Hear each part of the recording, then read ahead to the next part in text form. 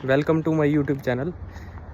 तो आज हम आपको बताने जा रहे हैं सॉइल रिटेनिंग वॉल के बारे में, जिसको सोल्जर पाइल कहते हैं। अलग अलग मेथड्स होते हैं। सोल्जर पाइल हो गया, डी वॉल डायफ्राम वॉल हो गया, कंटिन्यूस कंक्रीट पाइल हो गया। तो आज एक तो धूप बहुत ज़्यादा 40 डिग्री टेम्परेचर है यहाँ पे, तो इसलिए मास्क वगैरह सब चीज़ें मैंडेटरी है ना। तो आज आपको बताने जा रहे हैं सॉइल रिटेनिंग वॉल के बारे में। भाइयों, ये सबको दिख रहा होगा, ये सबको दिख रहा है ना, ये सोल्जर पाइल कहते हैं इसे। आगे आपको दिखाता हूँ, ये नीचे देखो, आगे बैरिकेडिंग के उस तरफ देखो, दिख रहा है सबको यहाँ पे। तो कभी भी जब भी हम प्रोजेक्ट स्टार्ट करते हैं, कहीं भी प्रोजेक्ट स्टार्ट करें, सुपर स्ट्रक्चर जैसे हाई राइज बिल्डिंग्स होती हैं ना, तो उसके साइड में हमें ना एक सॉइल रिटेनिंग वॉल करनी होती है। क्यों करनी होती है ये भी आपको मैं चैनल में बताऊँगा। तो अभी दिख रहा है आपको, सबको दिख रहा है, ये देखो, ये क्या है कैसे है, ये सब बताऊंगा। तो क्यों करनी होती है, क्योंकि जब भी हम प्रोजेक्ट स्टार्ट करते हैं कोई भी हाई राइज बिल्डिंग्स, तो उसके साइड में क्यों देते हैं, बिकॉज क्या होता है कि जो सॉइल होती है ना, एक्स्ट्रा सॉइल्स होती हैं, नेबर्स बिल्डिंग्स होती हैं, उनको कोलैप्स होने के डर रहते हैं। तो कोलैप्स होने का डर रहता है इसकी सेफ्टी के लिए। आप सिंपल भाषा में बोल सकते हो, एक सुरक्षा के लिए, कि कोई भी जो साइड की नेबर्स बिल्डिंग्स हो, सॉइल हो, कोई कोलैप्स ना हो, तो उसके लिए बनाई जाती हैं। तो अलग अलग मेथड हैं, सोल्जर पाइल, दीवाल, कंटिन्यूस कंक्रीट पाइल। जैसे हम अपने, आप देखा ही होगा गाँव में एक बांध लगाते थे, जैसे नदियों के किनारे बांध लगाते थे ना, किसी की भी ज़मीन वगैरह जो पानी के साइड से ख़राब ना हो, जब कोलैप्स ना हो, उसके लिए लगाते थे। वैसे ही है सेम। तो ये दिख रहा है आपको, ये देखो आईएसएमबी लगा हुआ है। गडर, जिसको सिंपल लैंग्वेज हम बोल सकते हैं, गडर लोअर करके टिम्बर लगाया हुआ है। ये देखो वर्कर्स लगे हुए हैं नीचे, ये जियो टेक्निकल वर्क है, ये वर्कर्स लगे हुए हैं। ऊपर से इन्होंने पहले लगाया हुआ है टिम्बर्स, आईएसएमबी लोअर करके टिम्बर्स लगाया हुआ है। ये सारा लकड़ जो दिख रहा है आपको, लकड़ लगाया हुआ है, step by step, 1 by 1 down गए हुए हैं। बाकी उसके बाद इन्होंने क्या किया है, एंकर लगाया हुआ है। एंकर आपको बताऊंगा एंकर क्या चीज़ होती है, एंकर किस लिए लगाया जाता है। एंकर हम तो लगाते हैं ना, क्योंकि जब हम कोई भी ये रिटेनिंग वॉल दे रहे हैं ना, तो उसको स्ट्रॉन्ग करने के लिए, एंकर का मतलब ही पकड़ है ना, तो उसको स्ट्रॉन्ग करने के लिए हमने ये एंकर दिया होता है। एक एंकर फैब्रिकेट भी यहीं पे होता है, हमारे वर्कर्स ही करते हैं। वो देखो वहाँ पे फैब्रिकेशंस, ड्रिलिंग वर्क, सारी चीज़ें चल रही हैं। तो वहाँ का काम हो गया, अभी यहाँ पे चल रहा है काम। तो वर्कर्स से भी हम पूछ सकते हैं कुछ चीज़ें। तो वर्कर्स से क्या पूछना है तो मैं ही बता देता हूँ। तो अभी देखो नीचे जा रहे हैं, ये स्टेप बाय स्टेप नीचे जाते हैं, क्योंकि इतनी अगर हम एक बार में 18 मीटर 20 मीटर हम अगर कटिंग कर देंगे, सॉइल कटिंग कर देंगे, तो 20 मीटर की हाइट पे वुडन नहीं लग सकता, वुडन टिम्बर जो है ना, नहीं लग सकता।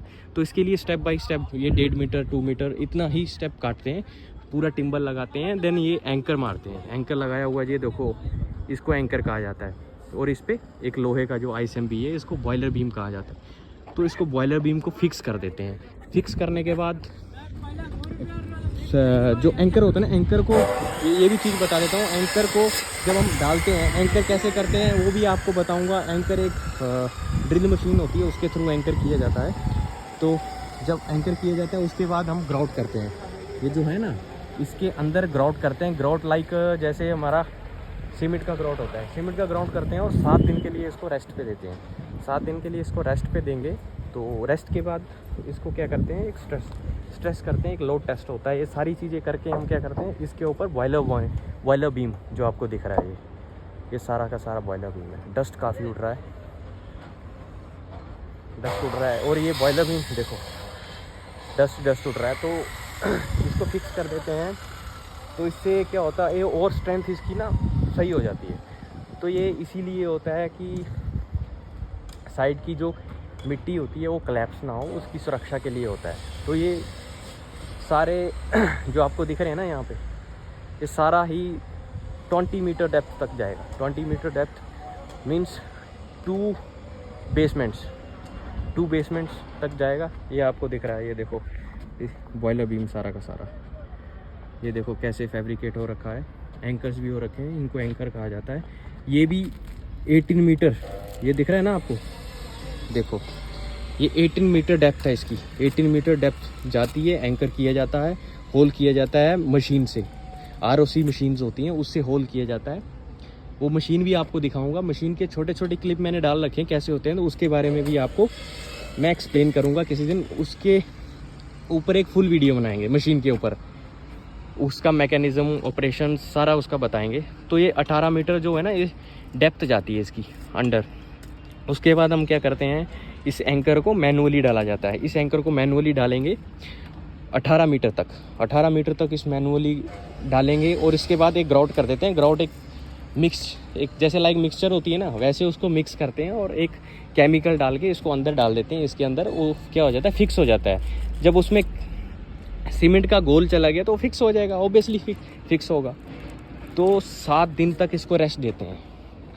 तो 7 दिन के लिए रेस्टिंग पे रहता है। 7 दिन के बाद इसके ऊपर हम ये बॉयलर बीम टांग देते हैं। बॉयलर बीम हो गया, इसके ऊपर लॉक लग गया, ये अब इसको पकड़ के रखेगा। लॉक लग गया, पकड़ के रखेगा। देखो अब इतना हमने कर दिया, ये सोल्जर पाइल कहते हैं इसको, इतना हमने कर दिया। आगे स्टेप बाय देखो कैसे कटा हुआ है ना ये, तो स्टेप बाय स्टेप इसको करते जाएंगे और डेप्थ होती जाएगी और डाउन होते जाएंगे और अब काम होता जाएगा।